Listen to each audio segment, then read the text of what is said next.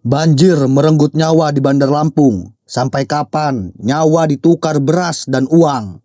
Sudah kita berikan bantuan beras 10 kilo dengan uang 1 juta. Banjir kembali datang ke kota Bandar Lampung. Bukan sekadar genangan, bukan sekadar rumah terendam. Kali ini banjir kembali merenggut nyawa. Dan seperti biasa, setelah air surut, muncul satu pertanyaan pahit dari warga. Berapa harga satu nyawa manusia di kota ini? Apakah 1 juta dan 10 kilogram beras?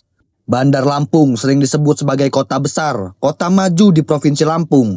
Tapi setiap musim hujan datang, kota ini berubah menjadi kota langganan banjir.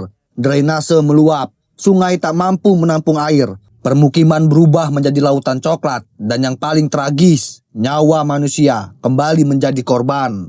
Awal Maret 2026, banjir di Bandar Lampung menelan 3 korban jiwa. Namun yang membuat publik semakin geram bukan hanya bencana itu sendiri, tetapi cara pemerintah kota meresponnya. Pemerintah kota hadir.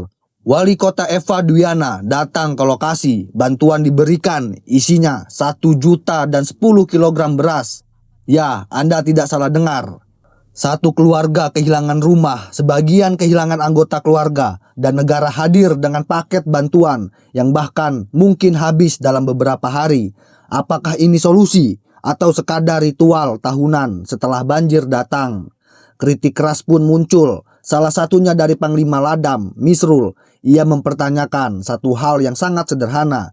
Kenapa ketika menyangkut hibah puluhan miliar rupiah, pemerintah kota terlihat sangat longgar, namun ketika menyangkut warganya sendiri yang menjadi korban banjir, justru terasa begitu hemat.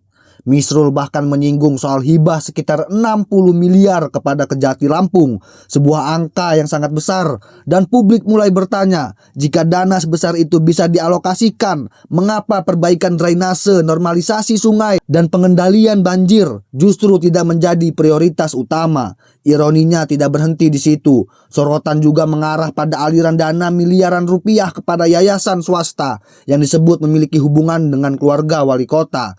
Jika benar, maka pertanyaan publik menjadi semakin keras. Apakah anggaran kota benar-benar digunakan untuk kepentingan warga atau justru untuk kepentingan lain di luar kebutuhan mendesak masyarakat? Ini bukan pertama kali. Pada tahun 2025, banjir besar di Bandar Lampung juga menelan 2 korban jiwa. Seharusnya itu menjadi peringatan keras. Seharusnya itu menjadi momentum untuk memperbaiki sistem drainase kota. Namun yang terjadi, setahun berlalu, banjir datang lagi, korban jatuh lagi, dan bantuan yang diberikan masih sama. Kini pertanyaan besar menggantung di atas kota Bandar Lampung. Apakah tragedi ini akan kembali diluapkan setelah air surut, atau justru menjadi awal bagi masyarakat untuk mempertanyakan kemana sebenarnya arah anggaran kota ini?